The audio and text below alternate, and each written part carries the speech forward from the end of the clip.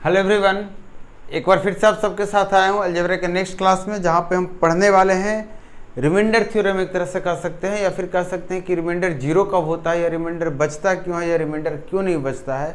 Factors का main जो concept है वो पढ़ने वाले हैं कि फैक्टर्स का होता क्या है। तो एक एग्जाम्पल से हम सारी चीज़ों को समझेंगे। आपको बता दूं, अगर आप अभी तक चैनल को सब्सक्राइब नहीं किया तो सब्सक्राइब कर लीजिए, चैनल को शेयर नहीं किया अभी तक तो शेयर कर लीजिए, बेल बटन को दबा दीजिए ताकि नोटिफिकेशन ऑन टाइम मिले, क्योंकि धीरे धीरे अलजेब्रा अपने पिक पॉइंट पे पहुंचेगा और फिर वहां से आपको सवाल इजी और होना शुरू हो जाएगा। देखिए एग्जांपल ले रहा हूं कि एक पोलिनोमियल दिया हुआ है, मान लेते हैं इतना के बराबर जीरो कह रहा है सवाल और बोल रहा है इसका एक्स का वैल्यू क्या होगा।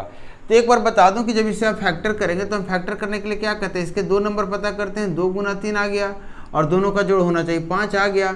तो मैंने बताया था कि अच्छा पहले नॉर्मल तरीका लीजिए कि एक्स स्क्वायर को आप सेम टू सेम रखेंगे, इसके बाद 5x को आप 2 टुकड़ों में लिखेंगे, इसी तरीके से 2x प्लस 5x, उसके बाद 6 को आप सेम का सेम रखेंगे और ये बराबर 0 हो गया। फिर इन दोनों से जो कॉमन है उसको कॉमन ले लेंगे आप, और फिर यहाँ से जो कॉमन है उसको कॉमन ले लेंगे आप, यहाँ 3 आएगा ना, और ये क्या आ गया आपका x प्लस 2। यहाँ पे एक पहचान होती है कि ये जो चीज़ें हैं ये दोनों जगह बराबर होनी चाहिए। अगर बराबर हो गई तो हम क्या बोलते हैं, हम अभी तक सही स्टेप्स कर रहे हैं, मतलब मेरे वर्क सारे सही हो रहे हैं। यहाँ से देखिए, यहाँ से जो रिजल्ट आया x प्लस 2 और x माइनस 3 बराबर 0 आया है। और नोटिस करेंगे तो हमने राइट साइड वाले को टच नहीं किया अभी तक कुछ, इसके बाद वाले को सेम टू सेम रखा है।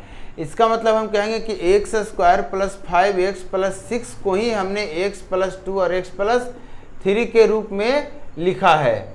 ये बात क्लियर है कि नहीं? यहाँ से बड़े अच्छे से समझिएगा जो चीज़ें मैं आपको बताने की कोशिश कर रहा हूँ कि x square plus 5x plus 6 को ही मैंने लिखा x plus 2 into x plus 3। अब यहाँ पे अगर इतनी की वैल्यू 0 है, इसका मतलब या तो ये 0 होगा और 0 गुना 0 गुना समथिंग 0 हो जाएगा। और ऐसा अगर हम कह रहे हैं तो हम बता रहे हैं आपको कि x प्लस 2 अगर 0 हो जाएगा, इसका मतलब सीधी बात हो रही है कि x की वैल्यू -2 होगी, तभी ऐसा हो सकता है। दूसरी चीज़ें ये भी तो हो सकती है कि ये 0 हो जाए और ये 0 होगा तो 0 गुना 10 बराबर 0, ये भी स्टेटमेंट सही हो जाएगा। मतलब दूसरी बात ये हो सकती है कि आपका क्या हो जाएगा 0, x प्लस 3 की वैल्यू 0 हो जाएगी और x की वैल्यू -3 आएगी। बहुत अच्छे से समझिएगा मैं क्या बताने की कोशिश कर रहा हूँ। मैं ये बताने की कोशिश कर रहा हूँ कि जो x की वैल्यू -2 आ रही है और -3 आ रही है वो आ कहाँ से रही है। मैं ये बताने की कोशिश कर रहा हूँ कि x प्लस 2 और x प्लस 3 जो आई है वो कहाँ से आई है और वो है क्या। तो मैं बता रहा हूँ आपको कि आप खुद देखिए कि इसकी वैल्यू इतना आ रही है, मतलब इसका फैक्टर 2 को निकल कर आया है। एक फैक्टर x प्लस 2 है जबकि दूसरा फैक्टर x प्लस 3 है। आप खुद बताइए कि अगर इसको हम इसको ना लिख करके हम इसको लिखते हैं तो हम कहेंगे कि x plus 2 into x plus 3 अगर x प्लस 2 से पूर्णतः विभाजित है, अगर x प्लस 2 से पूर्णतः विभाजित है, अगर x प्लस 2 से पूर्णतः विभाजित है तो इसका क्या कहने का मतलब होता है, इसका कहने का मतलब हुआ कि इसको अगर हम इस रूप में लिखते हैं और इसको जिससे हमको पूर्णतः विभाजित है उससे अगर काटेंगे तो कट जाएगा। या फिर ये कह सकते हैं कि जिससे वो पूर्णतः विभाजित होता है वो होता क्या एक्चुअली में, तो वो कुछ नहीं होता है, वो इसका एक फैक्टर ही होता है।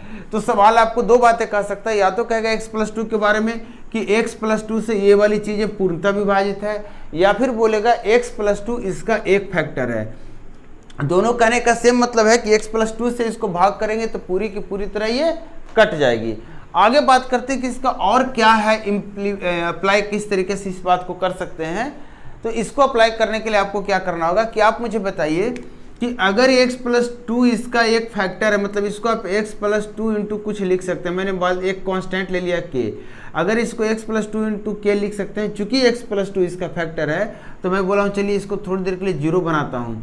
तो इसको 0 बनाने का मतलब है x प्लस 2 0 हो जाएगा, k से घटा दिया, k से भाग करके, और x की वैल्यू -2 आ गई। अब में हम देखते हैं कि क्या जहाँ पे फैक्टर 0 हो रहा है तो फैक्टर कहाँ पे 0 हो रहा है, x प्लस 2, x बराबर -2 पे।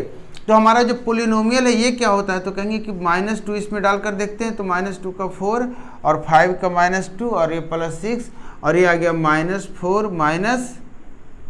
10, सॉरी प्लस 4 -10 प्लस 6 और ये भी हो गया 0। मतलब यहाँ से एक पॉइंट समझ में आया ये कि अगर कोई पोलिनोमियल किसी फैक्टर से कटता है, कोई पोलिनोमियल का कोई फैक्टर है या कोई पोलिनोमियल किसी चीज़ से पूर्णतः विभाजित है, x प्लस 2 भी एक पोलिनोमियल है, अगर इससे पूर्णतः विभाजित है, इसका सबका मतलब एक हुआ कि जहाँ पे ये फैक्टर या जहाँ पे ये छोटा वाला पोलिनोमियल 0 होगा वहाँ पे इसे भी 0 होना पड़ेगा, वहाँ पे इसे भी 0 होना पड़ेगा। अब फिर से इस बात को समझिए एक बार फिर से। अगर मैं आपको एक पोलिनोमियल में दे देता हूं, अगर आपको एक पोलिनोमियल में देता हूं कि x to the power n plus x to the power n minus 1 plus x to the power n minus 2 plus इस तरीके से x टू द पावर 0, अगर ये इसका एक फैक्टर x प्लस a है, अगर इसका एक फैक्टर x प्लस a है, इसका मतलब x प्लस a जहाँ पे 0 होगा, कहाँ पे 0 होगा, जब x माइनस a होगा, तो इसी x के वैल्यू माइनस a जब यहाँ पे हम डालेंगे तो इसको भी क्या होना पड़ेगा, 0 होना पड़ेगा। बहुत अच्छे से समझिएगा, इसको भी क्या होना पड़ेगा, 0 होना पड़ेगा।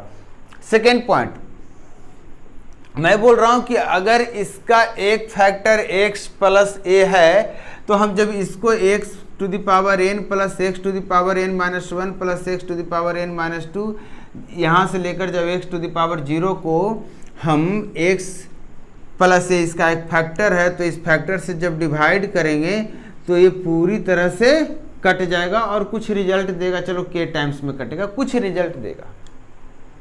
ठीक है, बहुत अच्छे से समझिएगा। आपको मैं क्या बता रहा हूं, आपको मैं बता रहा हूं कि कोई भी चीज का कहने का मतलब यहाँ पोलिनोमियल की बात कर रहा हूँ, कोई भी पोलिनोमियल अगर किसी से कट रहा है पूर्णतः, इसका मतलब वो जिससे कट रहा है वो उसका एक गुणनखंड है, एक फैक्टर है। और अगर कोई किसी का गुणनखंड है तो जहाँ पे वो फैक्टर 0 होगा वहाँ पे वो पोलिनोमियल भी 0 होगा। और जहाँ पे फैक्टर 0 हो जाता है, जहाँ पे फैक्टर x प्लस a अगर एक फैक्टर है तो x प्लस a जहाँ पे 0 होगा तो आप कहेंगे यहाँ पे इस अनुसार x कहाँ पे 0 हो रहा, माइनस a पे, और इसी को हम क्या बोलते हैं, जीरोज बोलते हैं या फिर रूट्स बोलते हैं। क्लियर? ठीक।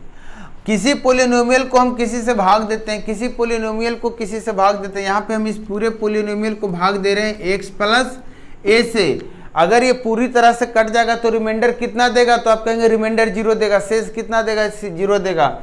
मैंने बोला कि अगर इसको इससे काट देंगे तो पूरी तरह अगर कट रहा है तो शेष 0 देगा, शेष 0 देगा। पूरी तरह कट रहा है तो शेष 0 देगा। और आपको पता है पूरी तरह कब कटेगा, जब ये इसका फैक्टर होगा। और आपको पता है जब इसका एक फैक्टर होगा तो जहाँ पे ये 0 होगा वहाँ पे ये भी 0 होगा। कहने का मतलब अगर आपसे शेष पूछने की बात करें, आपसे बोले कि एक पोलिनोमियल है x square plus 5x plus 7, इसको अगर x प्लस 2 से हम डिवाइड करते हैं तो शेष कितना बचेगा। आपसे पूछेंगे x प्लस 2 से इसको डिवाइड करते हैं तो शेष कितना बचेगा, तो आपको कुछ नहीं करना है, आपको भाग देकर शेष नहीं देखना है। आपको बोलना है कि हम मान लेते हैं कि इसमें शेष कुछ नहीं बच रहा है, इसका एक फैक्टर 0 है, इसका एक फैक्टर क्या है, इसका एक फैक्टर ये है। तो ये जो x प्लस 2 फैक्टर है तो हम कहेंगे कि x प्लस 2 जहाँ पे भी 0 होगा, मतलब माइनस 2 पे 0 होगा, तो इसको भी माइनस 2 पे 0 होना पड़ेगा, तभी इसका फैक्टर है। और फैक्टर हमने माना है नहीं ऐसा, तो हम x की वैल्यू यहाँ माइनस 2 डालेंगे और माइनस 2 का जब स्क्वायर करेंगे तो हमारे सामने आ जाएगा 4, और यहाँ प्लस 5 इंटू माइनस 2 और प्लस 7। अब देखिए 4 माइनस 10 अब प्लस 7 कितना आ गया, 1 आ गया। तो ये 1 जो आ जाता है ये क्या हो जाता है, रिमाइंडर इतना बच गया, पूरा नहीं कट पाया। हमने माना था कि x प्लस 2 इसका फैक्टर है तो पूरा कटेगा। तो अगर पूरा कटेगा तो इसका मतलब जहाँ पे ये 0 होगा वहाँ पे ये भी 0 होगा। हमने कहा कि यहाँ ये तो 0 हो रहा है x बराबर माइनस 2 पे, तो इसको भी माइनस 2 पे 0 होना होगा। ये माइनस 2 पे 0 नहीं हुआ, इसका मतलब क्या हो गया, जो भी बचा है वही शेष बचा है इसका। इसका मतलब अगर यहाँ पे 7 की जगह 1 शेष बचा, मतलब 7 की जगह 6 होता तो ये पूर्णतः डिवाइड हो जाता। क्लियर है? छोटा सा कॉन्सेप्ट था, आपको हर तरीके से समझाया हूं। अब इस पर सवाल करते हैं। लास्ट क्लास में आपने देखा था एक 2 सवाल था, उस सवाल को आप कैसे करेंगे, छोटे से सेकंड में, 2-3 सेकंड में, 1-2 सेकंड में, उस तरह के सवाल देखिए आप।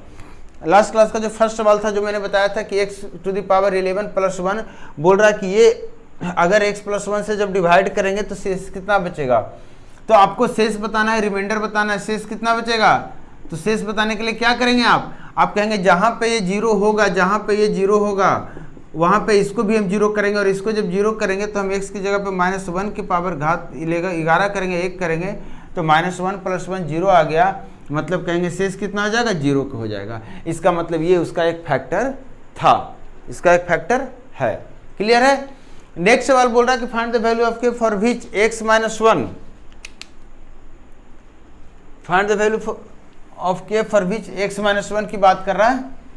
तो x माइनस वन जो है बोल रहा है एक्स क्यू माइनस के का फैक्टर है x माइनस वन। मैंने बोला x माइनस वन अगर इसका फैक्टर है तो k की वैल्यू आपसे पूछ रहा, तो आप बताइए कि अगर x माइनस वन इसका एक फैक्टर है तो जहाँ पे ये जीरो होगा वहाँ पे इसको भी जीरो होना होगा, होगा कि नहीं। तो ये कहाँ पे जीरो होगा, ये तो जब x वन हो जाएगा, इसका मतलब यही x उठा के यहाँ पे डालेंगे और इसका वैल्यू जीरो होना पड़ेगा।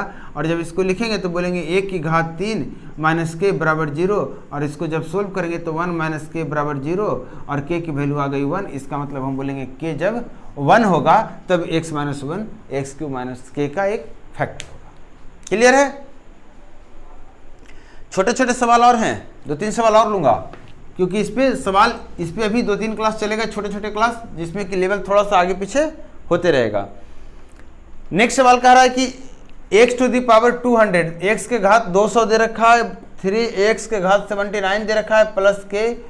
और सवाल आपसे बोल रहा है कि यदि ये जो लिखा हुआ है x प्लस 1 से पूर्णतः विभाजित है तो k का मान क्या होगा। अगर x प्लस 1 से पूर्णतः विभाजित है तो k का मान क्या होगा।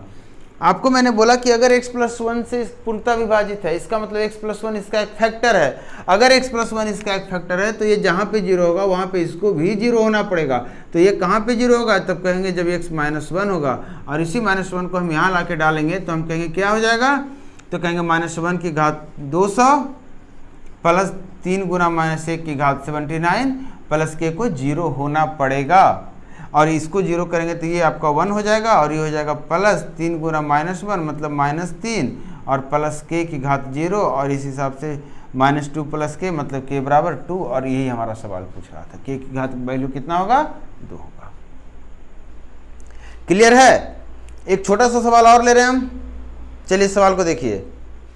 सवाल कह रहा है कि x plus 2 is a factor of,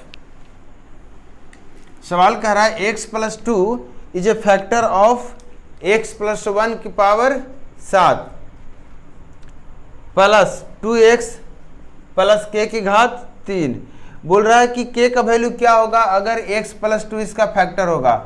तो मैंने बोला अगर x प्लस 2 इसका फैक्टर होगा तो जहां पे ये जीरो होगा, इसका एक फैक्टर जहां पे जीरो होगा वहां पे पूरा का पूरा पोलिनोमियल को भी जीरो होना पड़ेगा। तो माइनस 2 यहाँ पे लिए हम जहां पे x जीरो हो रहा है, या फिर कहिए x को जो फैक्टर उसको जीरो करके हम x पता कर लेंगे कहाँ पे जीरो हो रहा है फैक्टर। अब इसी x को डालेंगे माइनस 2 को यहाँ पे, तो माइनस 2 प्लस 1 की घात कितनी हो जाएगी, तो कहेंगे 7 प्लस 2 गुना माइनस 2 की घात कितनी, पूरे की घात 3। आप मुझे बताइए माइनस 2 प्लस 1 कितना होता है, माइनस 1 घात 7 मतलब माइनस 1, मतलब ये माइनस 1 हो गया, इसको जीरो होना है। इसका मतलब ये इसको कितना होना पड़ेगा, पूरे को 1 होना पड़ेगा। और पूरे को 1 होने के लिए 2 गुने 2 माइनस 4 और ये कितना होगा 5, तभी ना 5 और माइनस 4 कितना होगा 1 और 1 की घात 3। यही आपसे सवाल पूछ रहा है। यहाँ से लेवल सवाल का बढ़ रहा है तो आपको सिंप्लीफिकेशन का छोटा सा चीज़ें जो आपको बीच बीच में आएगी वो दिखा रहा हूँ। आप इसको माइनस 1 को उधर ले जाकर 1 लेते, आप क्यूब रूट लेते, उससे अच्छा आप बताइए कि माइनस 1 में कितना जोड़ने पे जीरो होगा। तो आप कहेंगे 1, इसका मतलब ये पूरे को 1 होना पड़ेगा। और 1 किसका, 1 का क्यूब रूट क्या होगा 1, मतलब अंदर वाले को 1 होना पड़ेगा। आपका ये माइनस 4 है तो के को कितना होना पड़ेगा 5 होना पड़ेगा। तो आपका ये छोटा सा सवाल था। इसी तरह के सवाल करते हुए एक सवाल और ले रहा हूं मैं।